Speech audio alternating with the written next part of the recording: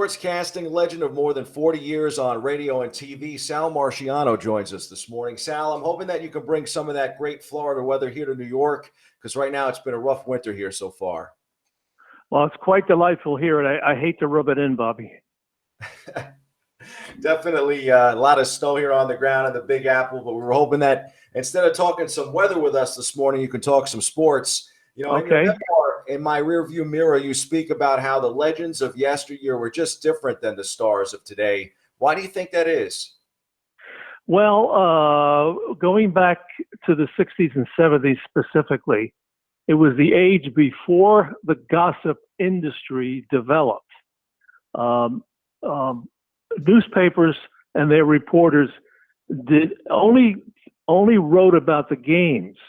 I'll tell you a quickie. Whitey Ford, I had a scheduled interview with him, and on that day there was a picture of A-Rod on the front page with a woman that wasn't his wife, and there was quite a bit of attention paid to it.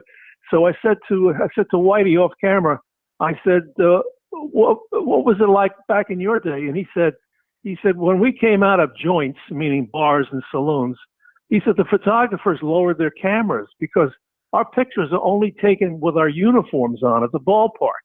That indicates to show you that they were celebrities in sport, but they weren't celebrities in this developing gossip industry, and that changed. That changed in the late 60s.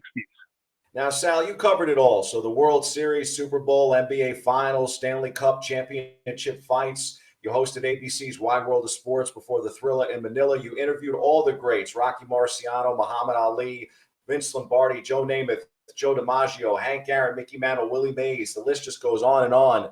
For you, is there one personality and one story that stands out above the rest? Yes, it was. I think that the top of the list is Muhammad Ali, because of he was so charismatic and so news making all the time, and he knew how to use the media.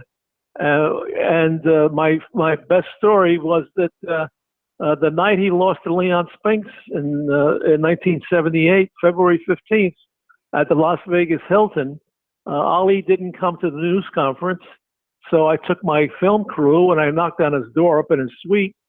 And Pat Patterson, his security guy, who I knew, and he knew me, I said, I'd like to interview him. So he said, let me ask him. And Pat came back and he said, he says, you can come in. And I went in, and Ali, we sat on the couch. He was still wearing his ring robe, and we did the interview. And I began by calling him the former world champion. And he was so smart. He picked up on it right away, and he used it as a chant. Damn, I'm the former. And he kept repeating it over and over again during the interview. And it was the interview was exclusive. It was on Good Morning America and World News Tonight. And I remember that specifically as the biggest scoop I ever had. Yeah, I mean, for me, it's been tough being a sports reporter these days here in the Big Apple, not like the glory days when you were doing this, because, championships have certainly been hard to come by here in the Big Apple. Yeah, I was fortunate in that period. I was a sports reporter for Channel 2, and in 17 months, there were 3 first-time championships. The Jets in January of '69, in October, the Mets, the following May, the Knicks. And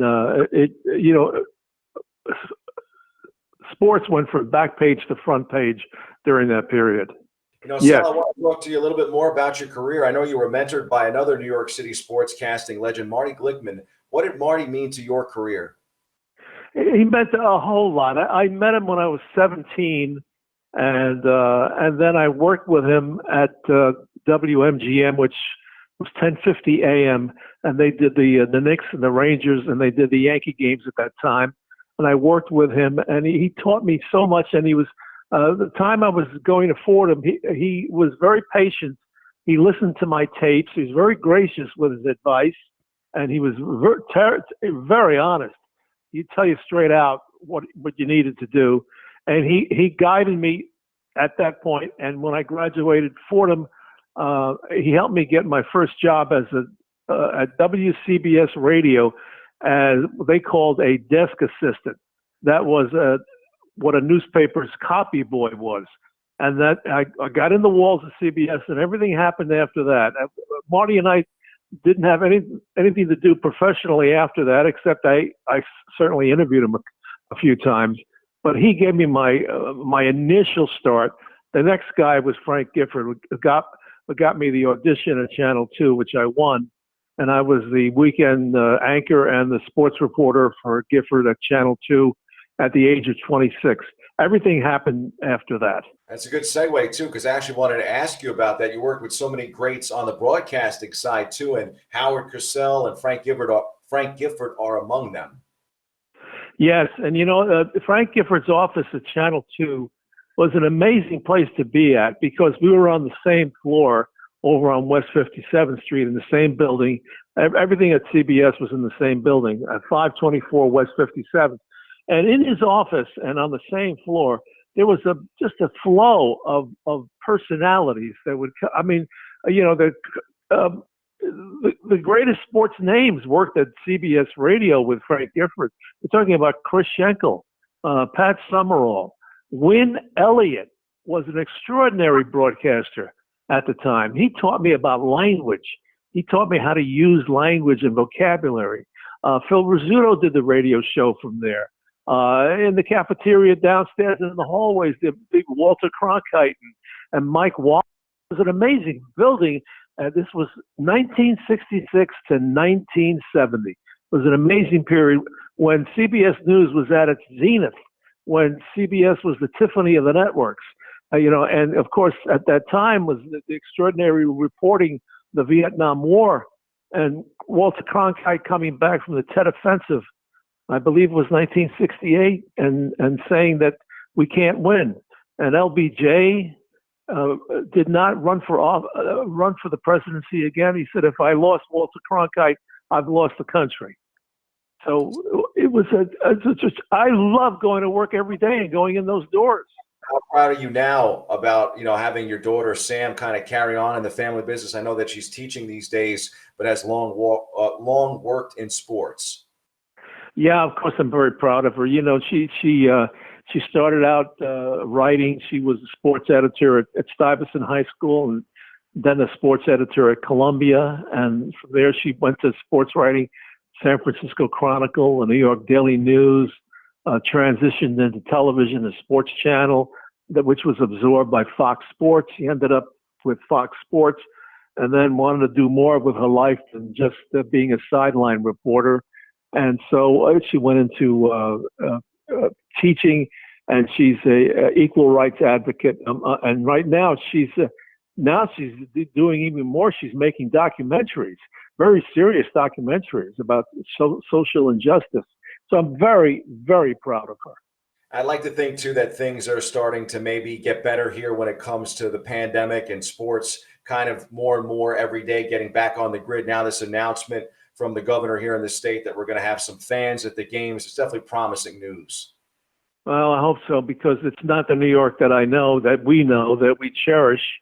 And hopefully, if we get health-wise, if we get better and we get past this pandemic, then life as we knew it will resume. I really miss New York. I was born in Brooklyn, and I went to school, obviously, in New York, and my whole career was in New York, and I really yearn for those exciting days.